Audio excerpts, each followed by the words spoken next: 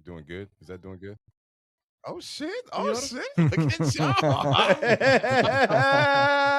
Hey! hello. Hello, you big, beautiful world. Welcome to the podcast of Brothers of Many Words. I'm your host, RP. I am King Mackie. Co-host King Christopher. How's my kings doing tonight? How's everybody Wonderful. doing? Wonderful. Loving life. Yes, sir. Loving Yes, life. sir. Absolutely. We're down one king this evening. He has some family obligations tonight. Will be back with us next Tuesday. We wish young king and his family well for sure.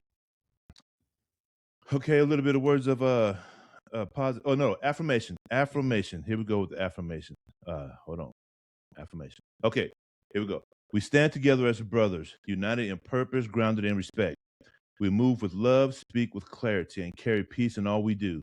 There is no ego here, no division, only growth, only elevation. Every voice matters, every presence has power. Together, we are building something greater than ourselves, something lasting. We are aligned in mind, spirit, and mission. We are ready. There is peace in our energy. There is power in our unity. There is purpose in our message, and with intention and discipline, It is done. it is done. Absolutely right, Kings. Yes, sir. Absolutely right. So, the open mic tonight is open mic night. Open mic night. So where we let me also introduce Mr. Nick too as our producer. He's going to be handling the questions for us tonight. I want to bring a spotlight on him a little bit. He's been gracious and very helpful in Yes. getting this podcast together for us, and we are all grateful for his help in that regard for sure. Yes. So Shout out to tonight- Nick. Absolutely. Tonight is open mic night. The purpose of this podcast tonight is this to create a space where real conversations thrive without limits, labels, or fear. Through the power of 5 randomly selected questions, we challenge perspectives, spark meaningful dialogue, and explore truth with multiple angles. This podcast is built on authenticity, respect, and the belief that every voice carries value. We aim to grow mentally, spiritually, and intellectually by engaging in open discussion, whether we agree or disagree, because growth lives in conversation. Each episode is a journey of discovery where ideas are tested, perspectives are sharpened, and understanding is expanded. Our purpose is not just to talk, but to elevate ourselves and everyone listening. This is more than a podcast. It's a movement of thought, unity, and expression. No ego, no division, just real voices, real questions, and real growth. I like that. Yes. I like that a lot. Yes. Yes, sir. I like that a lot. Okay, so before we get started here, I'm gonna hit you with a little bit of love. We'll get this thing rocking. Positivity here. Suffering, through heavy and often unwelcome, carries with it the quiet seeds of transformation. It refines your perspective, strengthens your spirit, and teaches you what truly matters.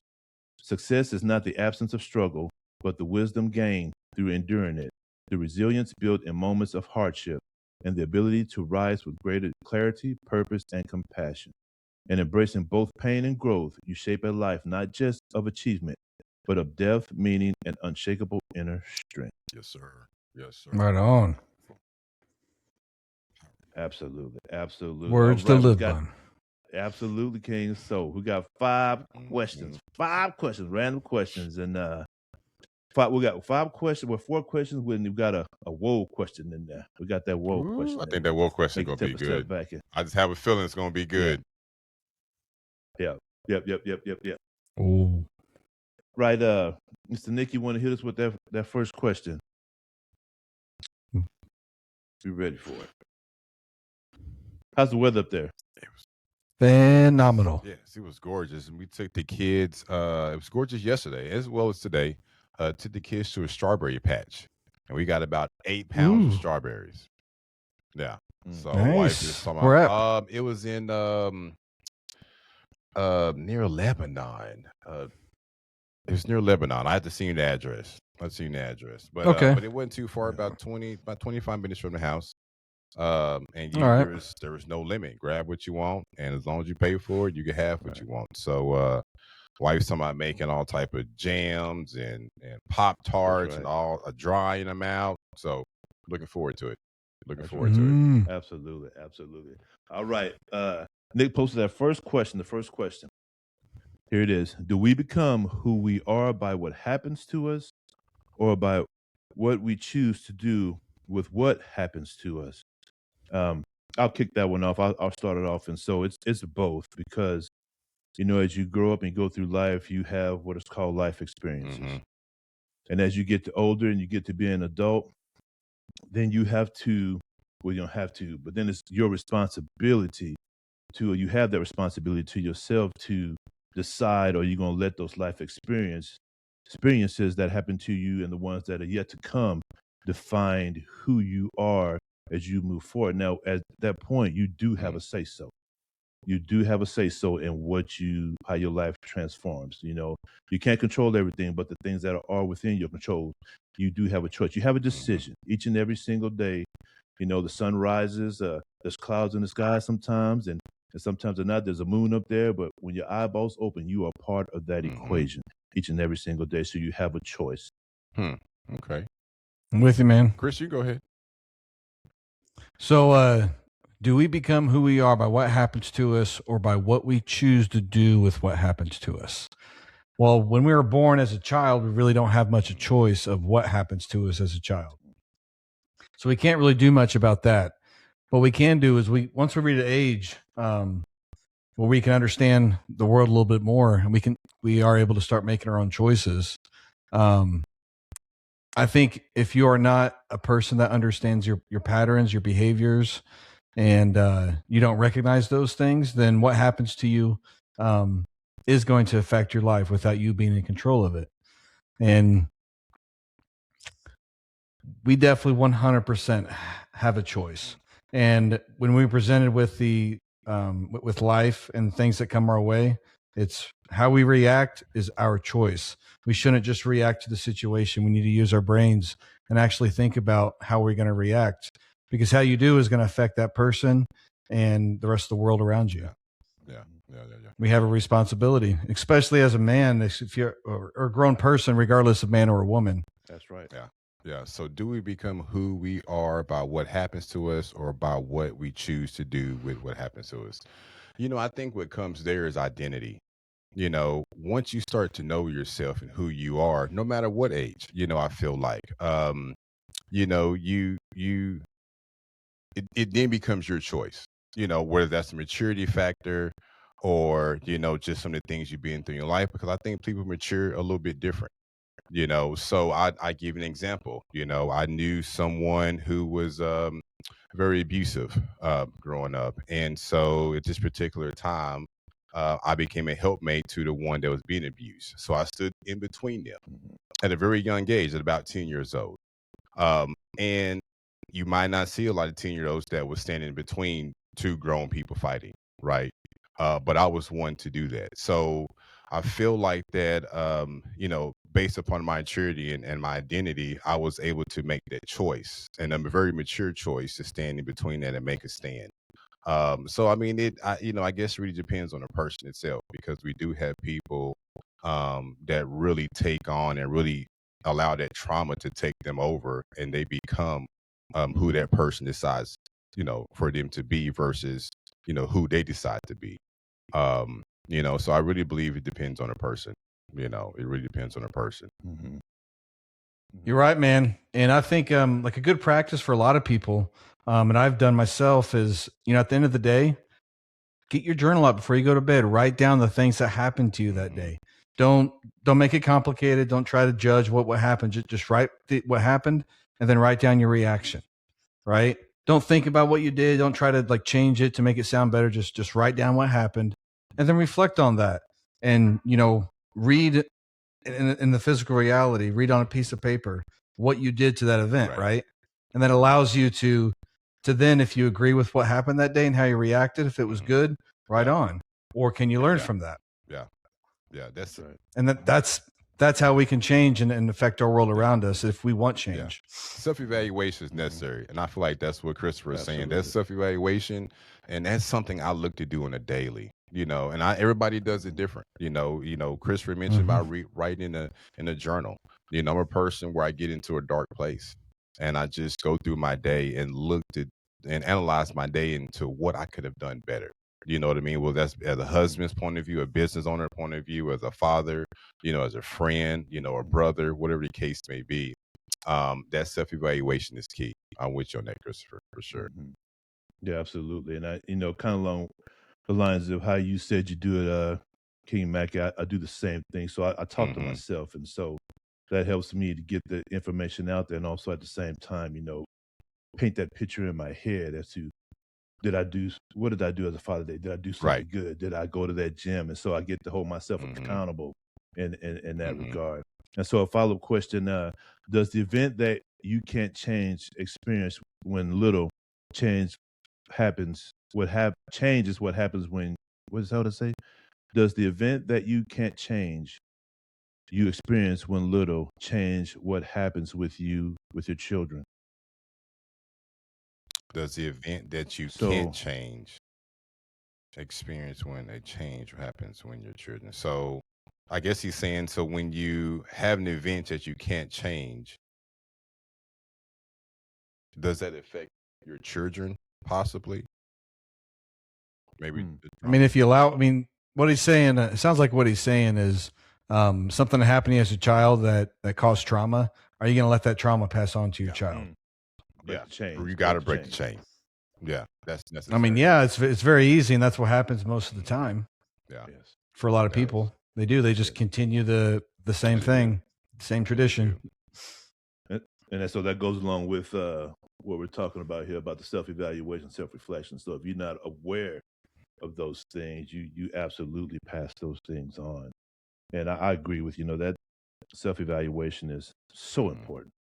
so important in terms of growth. And to me, it seems that most people do not want to do that because you tend to find things about yourself that you may not have been aware of, and sometimes those things are not Mhm. pretty.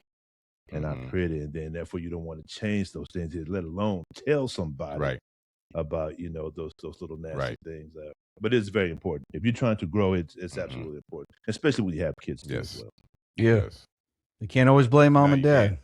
Hey, You can't. you can't, No. and that's right. When you get to that of age when you are considered an Mhm. adult, ain't no, well, Yeah.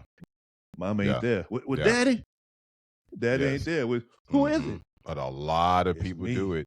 A lot of people That's do it, right. That's Yeah. right. That's right. That's right. Mm. Okay. Question number 2. There's a great conversation right there, Kings. Great conversation. Okay. Number 2. Which causes more damage in a person's life? Wrong action without intention, or right intention without I wrong gotta think about action? that one. Hold on. Wrong action without intention or right intention with wrong action.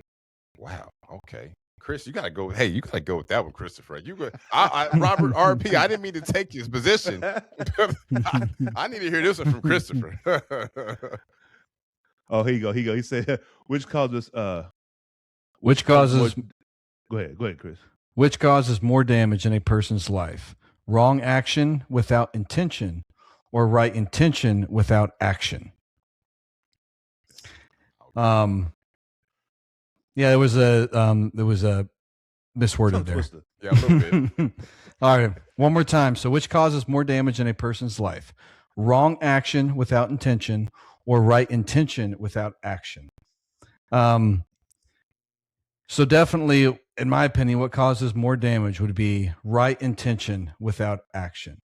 So if you understand and you have comprehension and you know the right thing to do, and you sit on it and you do not act upon that truth, um, to me that is more damaging in your life, because you're sitting there with the information, the knowledge, and you're choosing not to do anything with it. And then most people wonder why their life's not going the way they want, and that causes damage in their life. Absolutely. You can sit there and have all the answers, you're brainstorming, writing on a piece of paper, but that's where most people stop.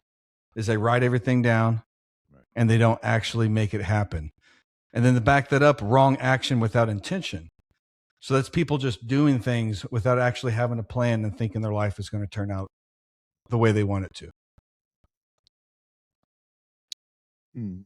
I'm in agreement with you, man. Not caring that the things that you are doing are detrimental to to yourself and those around you, and unaware of that, and not taking the time to take that step back to self-reflect, to to see the damage that you are causing. And you know what you said too about knowing that you have the knowledge and you potentially could have something that might change the lives of others and especially yourself, and um, with the right intention, but not letting that information be known. It's just because you're holding all of that in, and it's going to eat you up, especially because you know it's right. Now, you have to also have the potential with that. With that being said, to also vent that into a negative form too, from that pressure that you have within you. But I agree with what you're saying. Yeah. I heard something the other day, and it stated that the the best ideas are sitting in the graveyard. Because people Yes, take their yes. ideas um to the graveyard with them and never take the step to put them in the forefront.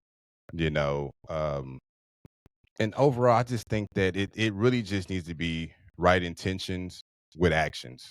You know, I understand what each one of you guys are saying, but you know what? I believe intentions are very important Mhm. to the concept or theory of karma. You know what I mean? I've seen people only do right by me because I done right by them, right? When the initial thought should do right by me, regardless of what I do by you. Um, I That's heard right. something by Marcus Aurelius, which is I know Christopher is really big on, and it that kind of brings to mind. It states that do not act as if you were going to live 10,000 years. Death hangs over you. While you live, while it is in your power, be good. Be good. Mhm, Be good to people. mhm, So the right intentions should automatically push the right actions, is what I would say. mhm. Another note to think about on a different level is like, I don't know about you guys, but I use cannabis, and it helps me with a lot of things. And one thing, but a lot of people would think that would be a wrong action. Mm, Um, right. okay. And to me, it's not. There's not many things that are wrong. It's all about the intention. And me and you talked about the other day, Mackie, is about intention behind the Mhm, action. Mhm. And so some people would say that's right. wrong. Um, but for me, it helps me with some pain. But also when I'm studying and researching, I have a mind that likes to travel, and it's just going, going, Mhm, going, going, going. Mhm. And for me, to focus, I use cannabis, and it really helps me to focus and dial in on what I'm doing. Mhm. And also opens up some of the barriers that I have in my brain from childhood, certain right. things that I learned as a child, where my brain has certain barriers, and then it's kind of blocks my mind from thinking a Right. certain way, Right. Mhm. Right. right? So once again, it comes down to having the right Mhm, intention, mhm. Mhm. Yeah. I agree with that. and you can do something that is good with the wrong Mhm. intention. Yeah. Sure, Yeah. sure. Listen, so some of the greats that have ever walked this planet have been alcoholics, Mhm. on drugs, and whatever the case may be. To everything that you're saying, and so it's, I guess it's not a bad thing. It all depends on how Mhm. you Tensions. let that, when you do it, how you let that Right. come out and hit the Right. world. Yeah. You know what I mean? It's not a bad thing, even though it is Mhm. viewed as a bad thing. And listen, there's some powerful stuff out there as well, so you need to be careful if you're going to take that path Yeah. as well. Let me ask you this, Chris. So, did any of that have to do with the military? My pain, Yes. Well, you said 100%. it. Yeah, Yeah. Yeah. yeah, Yeah. yeah. Even to add to that is even what Chris and I were talking about yesterday, a couple of days ago, we're talking about AI. AI and the use of the Mhm, AI system itself, and how there's such negative connotation when it comes to AI. It's going to take our jobs. It's going to do this. It's going to be the new Terminator. But as him and I had a discussion, we realized there are some valuable things that come with AI, which if long as the good So intentions, much yeah, value. good intentions, where there could be diseases that could be healed, or cured, mhm, mhm, using AI, certain sciences, things like that. So again, as long as the intentions are right and the actions follow behind that, it should stand on its own. It would stand on its own. mhm, So mhm. And listen, there's going to be some some loss of jobs with that. It comes with the Mhm. territory because it can do things better in some regards, Right. and so that's going to eliminate, certain positions. However, again, you have a choice. You can put yourself on the other side of Right. that equation, equip Yep. yourself That's with the true. knowledge to be a part of Facts. it. Yeah. Facts. You Mhm. know, you don't have to be on the outside. You just adapt. Mhm. How does Gunny say it? God dang, what's that movie? I'm talking Clint Uh-huh. Eastwood. How does it say it? Adapt, overcome. I can't remember, Oh, man. we got to look that up. We got to look I that up. can't help you, man. Remember, I didn't grow up with movies or TV. I'm about to look that up. That's right, but he gets it on it, man. But he's dead on. All right. Question number 3: Is the purpose of life to find truth or to be transformed by experience? Mm. King Mackie. Transform is the purpose of life to find truth or to be transformed by experience. So you know what? I believe we are the universe experiencing an earthly experience, basically, right? I do. So I'm not going to say truth to find truth because truth, I believe, is based upon each individual's perception. You know, you and I are all three of us are on this podcast right now. We were looking at one particular thing and we asked what was the truth, it would all be different. I believe that. You know, so I believe that the transformation by experience is necessary. You know what I mean? Because that we are supposed to transform. That's where growth comes from. You know, and a lot of that is due to experience. If you don't experience things and shelter yourself, then the transformation becomes difficult. You know what I mean? And so I definitely believe by transfer by experience is the key. Is the key. I'm with you right on that, man. You know, the purpose of life is experience. I'm with you on that. But at the same time, when you actually have the experience, you can't find truth without the experience. Okay. You know, truth. If we had just truth, what meaning would that hold without experience behind that truth? Okay. It goes hand in hand. So they're both the purpose. It's just we think we want this one first. Right. In my opinion, the experience comes first, and with experience comes the truth. Okay. I feel you. I can see that. But is the purpose of life to find truth or to be transformed by experience? So, I've thought about this, and there's this on Shrek, on the very first Shrek, when him and Donkey are walking through that field, and Donkey is absolutely terrorizing the mess out of Shrek. When they first meet, Shrek yeah. was like, when Uh-huh. they first meet, and he was like, he was explaining what makes up a ogre, and he was like layers and layers of an onion, and so that resonated with me in the sense that in this life, there are many tenets or strands that go many different ways through your life experience that you can go or cannot go. But to me, it seems that when you talk about define the truth, so there is one tenet that I think that to find the truth that should, well, and I know it's not for everybody. However, being on this journey that I'm on now and being that we are here fellowshipping on that, to me, it seems like to not take that quest or that conquest in some form that you have failed in this life to search for the truth and to search for knowledge and for all those things. And as you say, that is part of the experience. So there both are required to access both. But when I think about that, I've thought about that, and that just resonated with me to yes, you can live your life, and however you choose to. Do not get me wrong. I'm not saying that, but what I am saying, I do think one of those tenets to finding truth should also be somewhere experienced in your life if you can dig within yourself and to see that. Yes, sir. Yeah. You know, as you were talking, I thought more about the question. So like when I had my first child, right? When I had my kids, you guys have had kids, right? That experience of you having your first kid, did that not reveal to you some truths that you didn't know previously?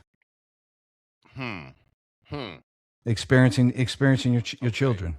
Okay. Yes. And how that changed your life and the truths that brought to you that you never had before. Another So give me an example. another good Give me an example. What was the truth that you experienced? Like One of the truths I experienced is actually being a father and showing up for my kid. I didn't have that experience as a kid. And then when I actually did that for my daughter and I saw her in her eyes of me being there for her in those important moments, and still continuously, that was a massive truth because I never experienced that as a kid myself. Um, it was an amazing experience. And then seeing my kid looking forward to seeing me every day when she hears my truck coming down the road. Right. She is out the door, running through the yard with arms open. Right. I can't even get in the truck and park before she's on the door trying to open it. That's a truth I never had before. With if I never had that experience, I wouldn't be able to have that truth and understand what that is. Another thing would be like business. I was an hourly wage worker for like 20 years of my life. And then I decided to become a business owner. When I became a business owner, after the first year, my way of thinking and the truths I discovered about life completely changed. So that was an experience. And if I didn't experience that, I wouldn't have those truths. A lot of people are afraid to experience things. Yes. Yeah. And there's many truths. There's many truths to life. It's not just one. Absolutely. Yeah. I'm stuck on truth. I'm stuck on truth. The experience. I totally agree with you guys all day. On the experiences. I mean, I've gone through a lot of experiences. You talk about kids. I've birthed my last 2 kids. One was in the middle of the woods, and one was a home birth. And the truth is that doctors didn't believe I was capable of doing it. Right. But through experience of doing it the once, and then the second time it became easier. So I do the experiences that has taught me that, to carry a love for a being like that, it's like undeniable. You know what I mean? To actually watch them come from your wife or from your girl or from that particular woman and see their eyes open for the first time and be able to hold them for the first time without anybody taking them from you or engaging in that connection, and then laying them on my chest, bare naked on my chest, and just feeling their warmth. That was an experience to me. But the truth is, maybe this could be my truth. I believe that every father should go through that experience. You know what I mean? Because it holds them a little bit more reliable and accountable, to a truth of birthing your own child and bringing them into this new experience. So I guess I agree with Christopher on the truth. That's what's up. That's what's up. Okay. It took me a minute, but I'm on. No, and that birthing. So I was pretty close, but not as close, to what I would love to have done that now. I was very fortunate to be in the room because my wife had to have all C-section. wow. So I was like, "Can I go in?" Can I go in? And it was like, normally that doesn't happen, because for legal responsibilities on their side as well. So, but listen, I was fortunate enough to go to be for everyone. So I was like, once I'm in, so can I go on the other side of that sheet? They were like, no, sit down. You can't get over there. You can't see all that. But, to everything you guys were saying. So I didn't get to hold them right away. But when they took them to that little warming area. And so I immediately, as soon as they put them in, I went over there and, oh my gosh, each and every one of them, when I touched them, each and every one of them grabbed my finger. Yeah. And that is something that I will never forget. I knew right then and there I would die for you. Right. You understand what I'm saying? Yes. That little bitty old thing just, I'm like, oh my God. It's a revelation, to say the least. Yes. Man. Definitely an experience, man. Point. That's another question. So as a parent, we say we'll die for our kids, right? But will we live for them? Yes, I would. Yes, absolutely. Hey, literally the reason why I'm alive right now. Just get ready to say that's what we're doing. I know you brothers would, but just a question to the world, because parents do a lot of different things. We've already had a couple of questions about their experiences and traumas, and we'll die for our kids, but they don't live for their kids. Getting up and making breakfast, or getting up and speaking your affirmations, or getting up and preparing them for life and preparing them for the day. You know what I mean? We'll die for them, and that's something why I talked about last night. About just living for our kids, living. How we speak, and here's the thing about it too. Not only how we speak to them, but how I speak to my wife, because that goes a long way. Right. When my kids hear me engage with my wife, my daughter is going to engage with her brother the same way I engage with my wife, or vice versa with my son. To me, that's living. for our kids. We die for our kids by, stacking money and working a job and providing, putting food on the table, right? We're struggling through that, right? And life insurance, whatever the case may be, assets. But to live for them every single day is constantly changing you, or it's changing us. You know what I mean? Sure. Because you're getting out of the Sure. way. You're getting out of yourself. You know what I mean? So that's Yes. that's what's up, Robert. So let me ask you this: what time did y'all have that conversation? What time did y'all Man, have that me and conversation? wife, I told you, we get in the garage, it gets dark, probably about 10:30 last night. Okay, because we had Sucker. the same exact conversation, but it was like at 2 Oh, o'clock in really? the morning. That's We was what's in up. the shower and we was talking about it. And so it's like, like she was like, babe, I don't think most parents do what we do, Mhm. because it's to everything Mhm. that you said. I say you Right. probably right, because we do live for Mhm. these kids, and it is just, to tell you the day would just be like, there's no effing way you do all that, but I Right. do. You get a couple hours and right back Mhm. on. She's like, "How? What did she say?" She said something along the lines like, "We get up and we go through." I said, "No, we get up and we go get it Yeah. every single Yeah. day." Yeah. We do. Of course, you'd be tired. Sit down for 1 second. I was like, "Let it, yeah." What? Yeah, man, living for your family is very Mhm. important. Mhm. That's why I believe if you have the ability to homeschool Yeah. those kids. Yeah. You won't regret it. Yeah. Yeah. I started with my little one, man. I started with my little one. I'm getting the other two older ones next year. Yeah. Yeah. Yeah.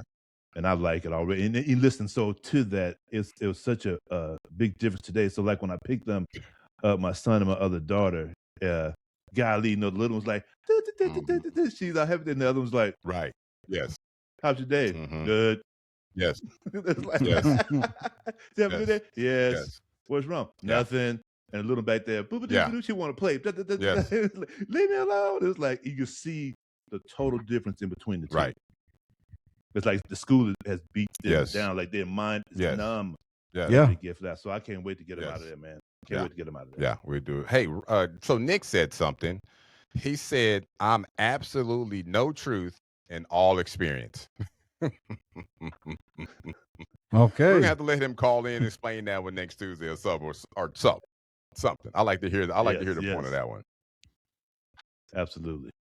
All right. Question number 4. You gonna say something, King? Oh, they're gonna say something, Mac. Okay. Question No, number I'm 4. Is comfort more dangerous than fear because it makes people decay without realizing it? Is comfort more dangerous than Is fear? comfort more dangerous than fear? That's a good one. And so, man, comfort kills, brother. Comfort kills everything, in my opinion. Fear, man. does Now, too. fear is a Yeah, it dangerous one is. too. Like, come Yeah, it on. is. Ooh, they're both nasty. I'm gonna say fear. But it's I'm gonna not. say fear. Yeah. I'm gonna say fear. And let me explain my fear concept, right? Yeah. Go ahead. Please, I want to hear. Here's the thing about it. When I start, when you look into horror movies, it's the fear of something that takes you down that wrong path. You know what I mean? When you think about Friday the 13th with Freddy Krueger, in the dreams, they feared him. I think the only one who didn't fear him was Busta Rhymes at one point in time, and kicked the crap out, I think, of Freddy Krueger. But my whole point is that fear just it takes you down the wrong path.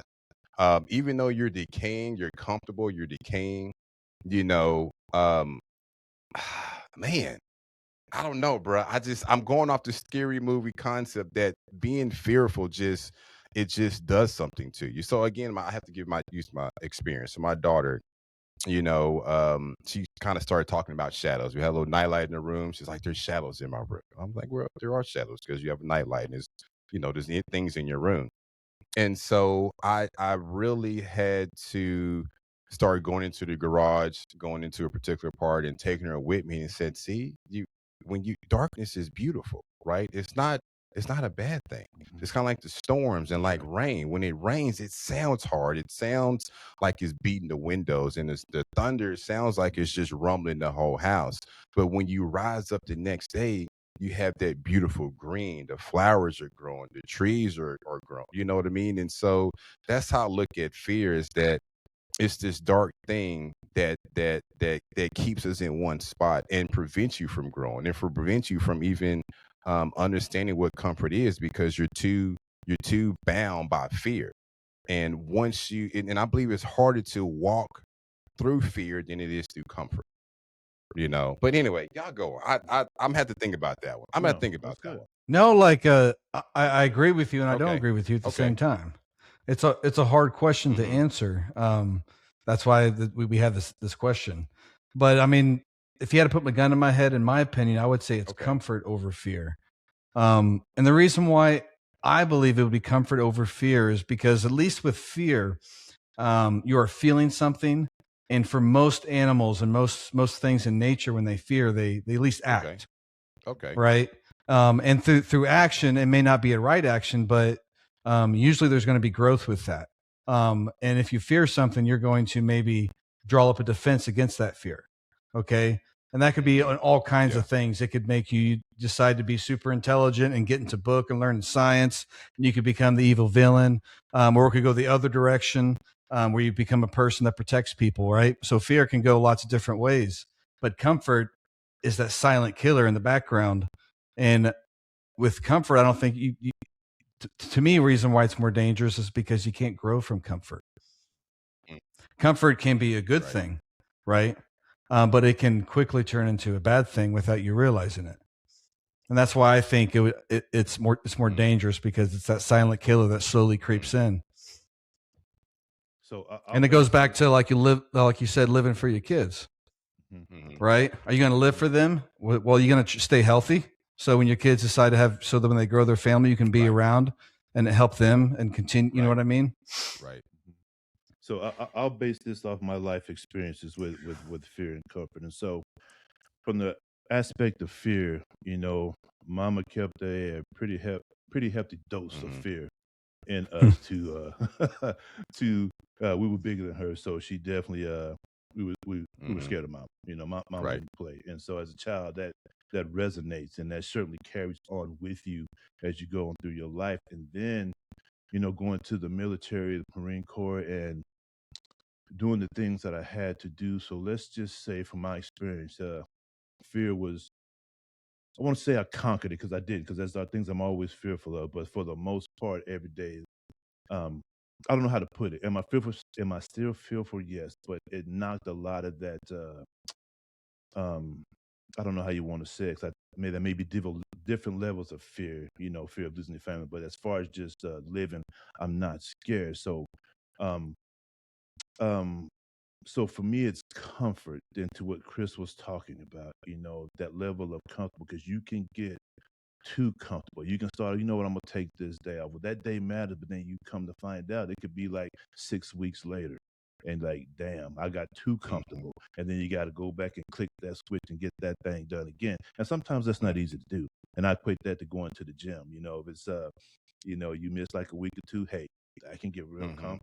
And you can't be doing that anymore, No, man. you Yeah. can't be. Yeah. Hey, hey, hey, hey, hey, hey, hey, hey. Yeah. Yeah. Yeah. I think I'm still stuck on it. So I would say this, like, me and my wife watched this Netflix series on hoarders, right? On hoarders, just stacking up. And Mm, so it was Ooh. like fear and comfort were both alive in mhm, these people, meaning that mhm. the people feared getting rid of things, right? Because they wanted to keep things Yes. close to them.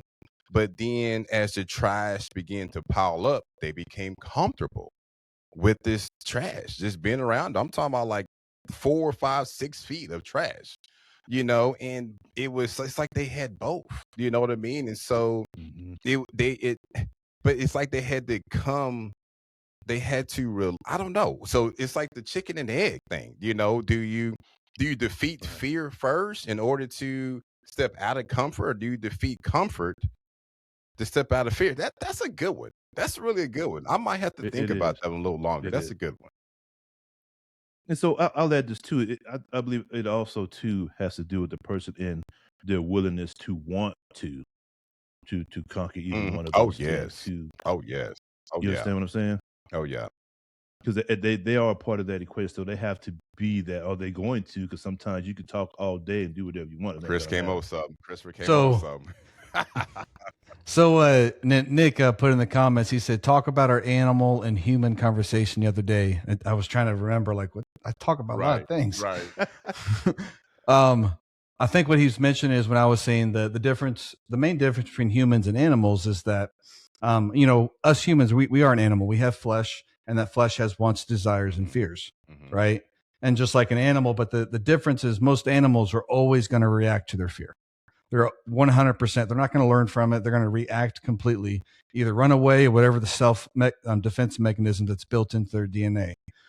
Versus a human, we have the ability to go against our body's reaction to whatever it is that's in front of us, whether that's fear or danger or whatever it is. We have the ability to say, I'm going to stand here in this danger, or I can run away. We have the ability to choose. And so that's why I'll go back to saying that I think comfort is more dangerous than fear, because at least fear can provoke action. Okay. I feel you on that. Have either one of you ever been real comfortable in your lives? Yeah, growing up. No. Yeah. I grew up, I grew up kind of like the Cosbys, or something my neighbors or friends would say. My dad was a truck driver. My mom was an accountant. My mom was very much into her school and education. Dad was into sports and athleticism and our bodies and working out. And so we ate together every day. I didn't go without anything. I feared my dad. I feel like that was just part of parenting. You know what I mean? Hell, I feared my mom too, who was like 4'11". You know what I mean? But I became very comfortable because I had Jordans.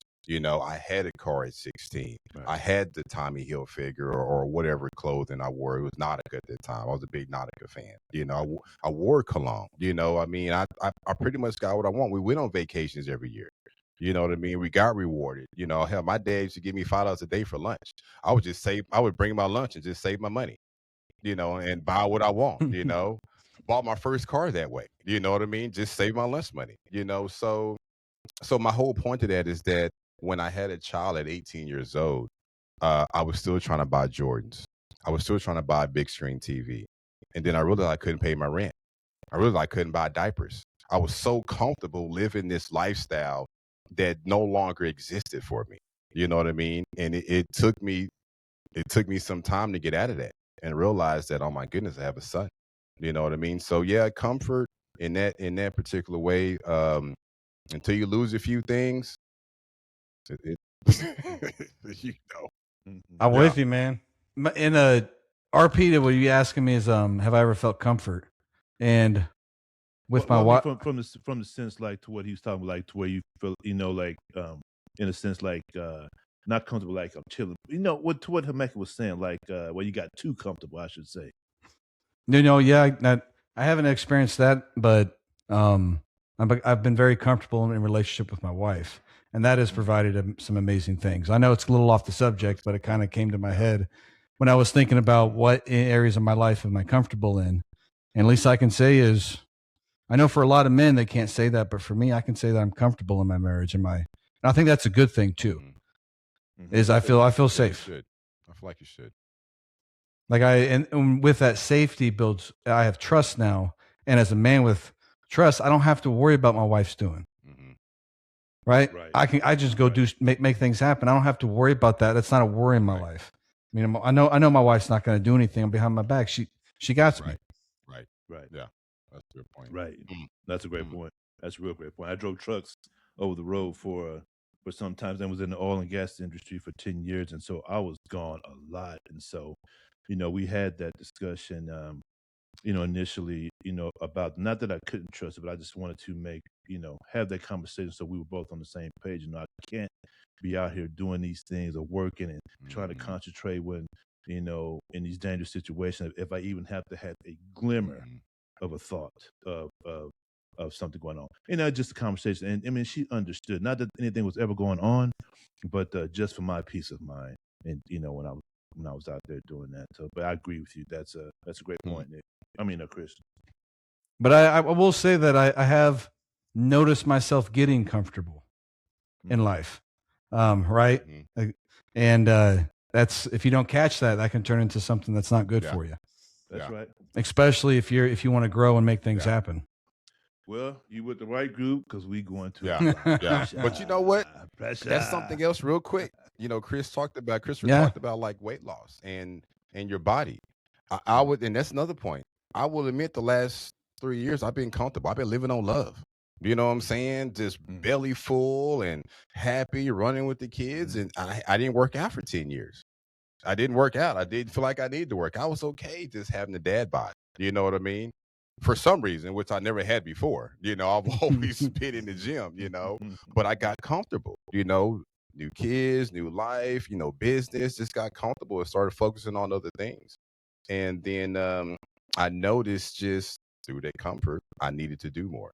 You know, I felt the laziness. I started seeing even my son, you know, 8 months ago hit me in the stomach. I was like, he was like, Dad. And I was like, oh. He's like, Dad, what happened? I'm like, I'm good. He's like, no, you're not. Hey, you got comfortable. Well, you went the opposite direction. Yeah. Hey, I'll let You in shape now.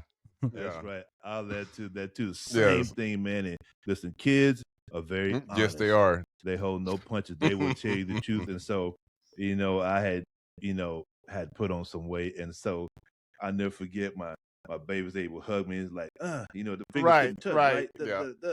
And then one day, so I started running, started losing some weight, and then they hugged me, and she was like, oh, Dad, my fingers touched. And I was like, what? She was like, yeah, my fingers touched. I was like, Dad's like, your daddy, your stomach was big. I'm like, damn. Then people know. Then the truth comes out. Yeah. Oh man. Yeah. That's another point about truth. You know, nobody tells you the truth when you're uncomfortable, when you comfort sometimes. You know what I mean? A lot of times you got to find out yourself. You know what I'm saying? And even if you do you deny the red flags?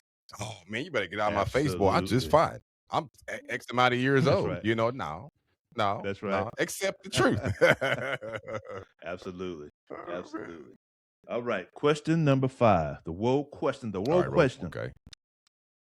If your relationship had a theme song, what would it be and why? If your relationship had a theme song, what would it be and why? And I'll kick that off. So, listen, there are many songs that I could pick. I mean, many songs. Look, we've been together some time, and so this song come on. So, that's gonna be our song. That's gonna be our song. Yeah. Oh no, that's gonna be our song. There's so many.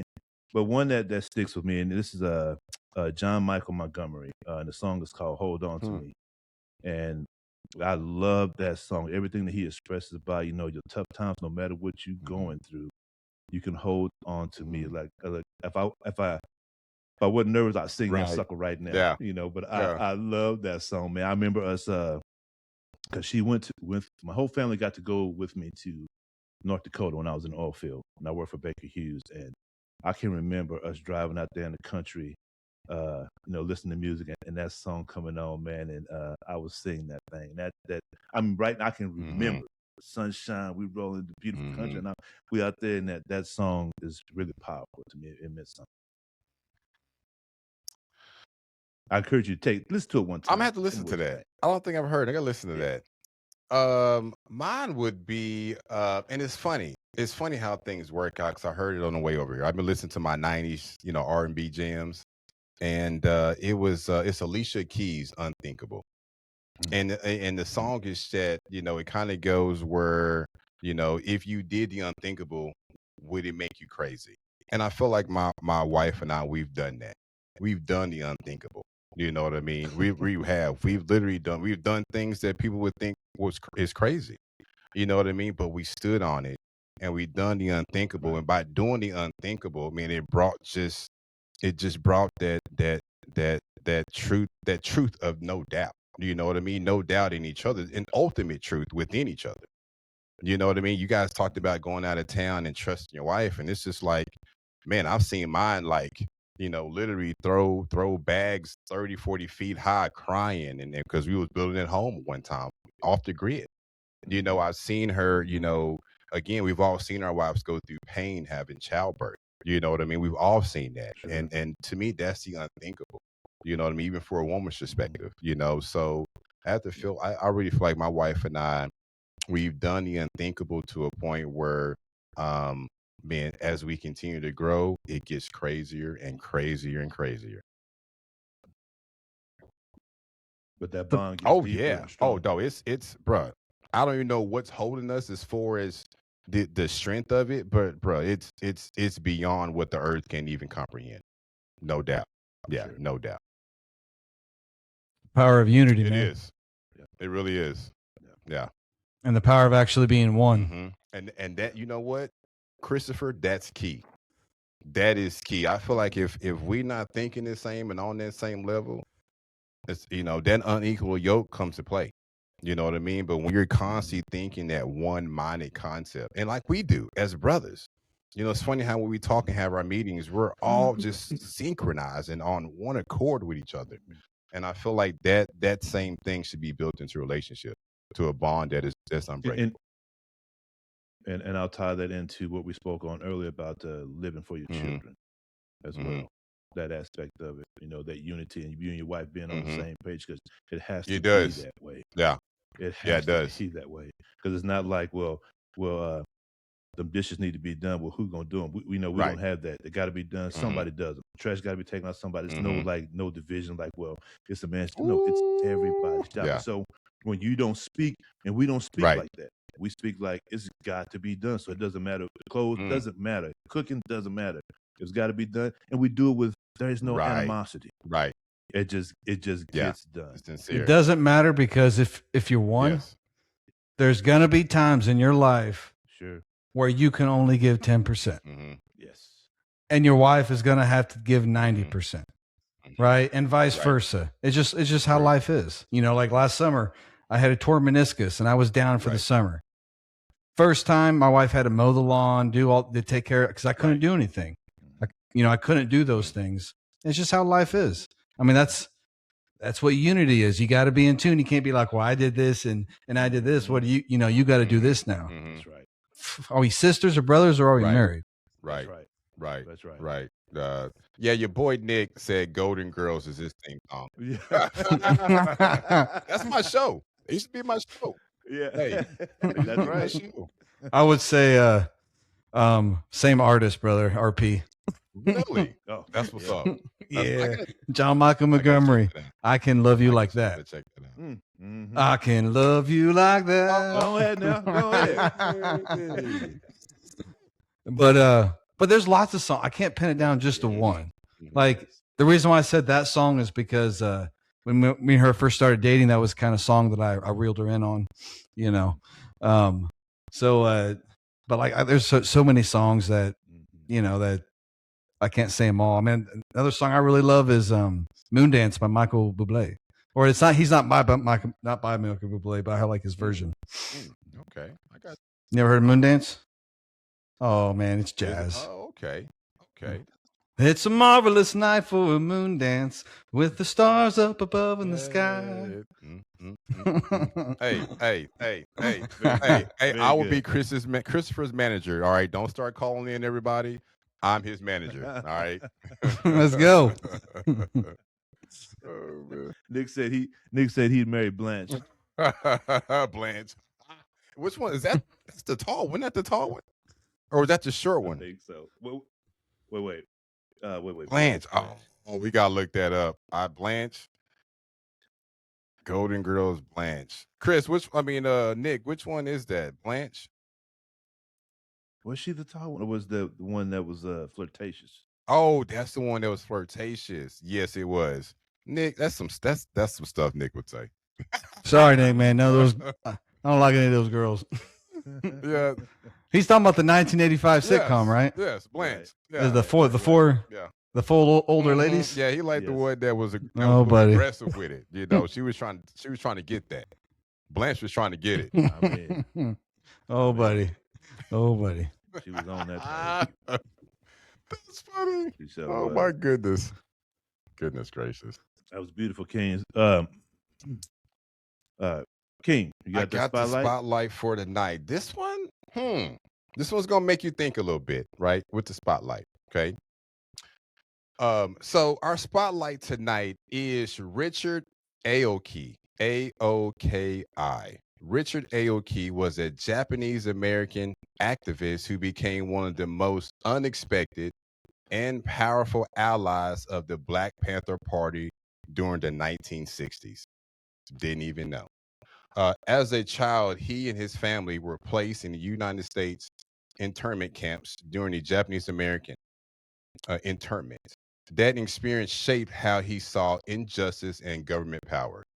Later in Oklahoma, he met Huey Newton and Bobby Seals while they were in college. Richard became one of their early allies, often described as one of the first non-black members, and played a role in helping the Panthers understand firearms and self-defense. Why it matters. He represents cross-racial solidarity as an Asian American standing shoulder to shoulder with a Black liberation movement. He helped bridge movements, connecting to groups like the Red Guard Party, which was inspired by the Panthers. His story challenged the idea that these struggles were isolated; they were connected, fighting against oppression. But here's a theory to that. After his death, reports surfaced allegedly that he may have had ties with the FBI and as an informant. This is still debated and complicated. Some accepted, others question the evidence. So the question is, right? Question is, can someone still be considered a revolutionary if there is a possibility they are also working with the system that they were fighting?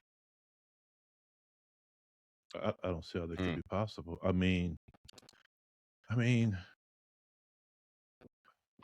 that would just they contradict one another in a huge way.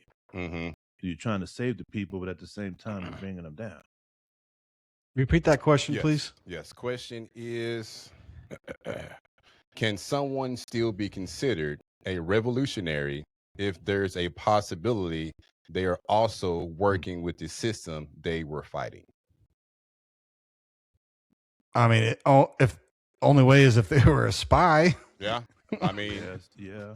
you know, or if he came in as an informant and realized what they were doing and begin to change him and make him a little bit more towards the acceptance of what the Black Panther Party was doing versus what the FBI was doing. You know, so that's I didn't go into details on why they state that. There's some paperwork, there's some real FBI documents, about 212 pages of him supposed to be giving information. And it's so funny. There was an African American man who did infiltrate the Black Panther Party and work with the FBI as an informant, who actually infiltrated the FBI or infiltrated the Black Panther Party for like $300. And so when they took the Black Panther Party down with the FBI during Hoover's time, he actually committed suicide about a few weeks after that because it just got to him so much. So, I guess it would depend on too, his actions and which way more than the other. I guess that would be a tough deal. That'd be a tough deal to pull yourself in both of those directions, man. And that's unexpected too, because you would think the Black Panther Party was all Black Panthers, right? And as you know, and I've read some of Huey Newton's books, and it wasn't just about that. Everybody became part of that who understood or experienced some type of oppression. So I thought that was just interesting as a spotlight. That's a good one. That's a real good one. That's a real good one. It is. That's real good. Okay, gents, closing remarks. I would say anyone out there that's struggling with comfort or fears or anything like that in your life, like I said earlier in the podcast, start a journal. There's no right or wrong or way to do it. You just start writing. You don't have to be a professional. Just pull those thoughts out. And there's something about the action of writing it down, and then it gives you something to look at. Yes, sir. Yes, sir. Got you, brother. Got you. You got anything you want to say, King Mackey? You know what? I appreciate you, brothers, as always. Every day, again, even if we're on the podcast or a phone call or through a text, I'm constantly learning. I'm constantly evaluating myself. I want to be a better person every day. And I believe, with you gentlemen by my side, I'm doing that. So I'm thankful as always, and the gratitude, man. With you, brother. It's I appreciate you guys. Corey Hill, I love you, bro. We see you next Tuesday now. We miss you tonight. Nick. That's right. I will say. Oh, one more thing, Nick, bruh, our producer, bro, you always in there for us. I Yes. appreciate you. Hey, Yes. Nick had my dark, bald-headed self playing golf on Sunday. Golf, bruh. And I'm out there trying to kill the ball. Bro, I woke up Monday morning, my abs were sore, bro, just from the rotation. But man, I had a good time. It's for a charity, and I appreciate this brother here because he took me out my comfort. He took me out my comfort. Yeah. I appreciate you, Nick. Right Love on. you, brother. You got sore from playing golf, Bruh, huh? I woke up, my daughter made me laugh. I was like, oh my goodness. I couldn't figure it out. Like, why was I sore? And yeah, I was sore. Even my legs, like I did a workout. I mean, we were playing golf for like wow. 8 hours. We got there 9 and went to the drive and then we started playing golf. I don't even know how many holes we play. I think 12, but I never played golf in my life. I think Luke took me about a few weeks ago and I started practicing, but man, You enjoy I it? had a wonderful time, bro. I had a wonderful time. I actually want to start getting into a lot of conversations happen on that turf out there, on that grass. I've had quite a few people tell me I need to do it. I've never golfed before. Nick, hey, you hear that? We need to get Christopher on with us. Come on now.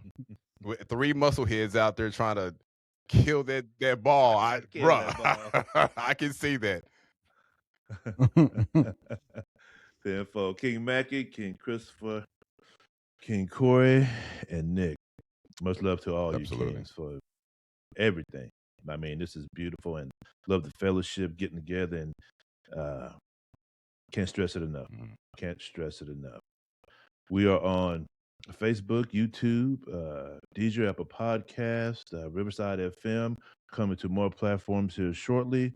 If you can't watch that video, you're riding down that road or you're working out, you want to listen to something, plug in those earplugs and listen to these beautiful voices and what we have to say. Much love to all of you. King Christopher, take us out. To end with our 3 pillars of success: faith, trust in your own power, believe deeply in your purpose, build unshakable confidence through action. Dedication, show up when no one's watching. Stand firm in your commitment to grow. Put in the reps mentally, physically, and daily. And our last pillar, discipline. Forge your character through consistency. Set your code and follow it without compromise. Control your impulses. Command your results. Peace.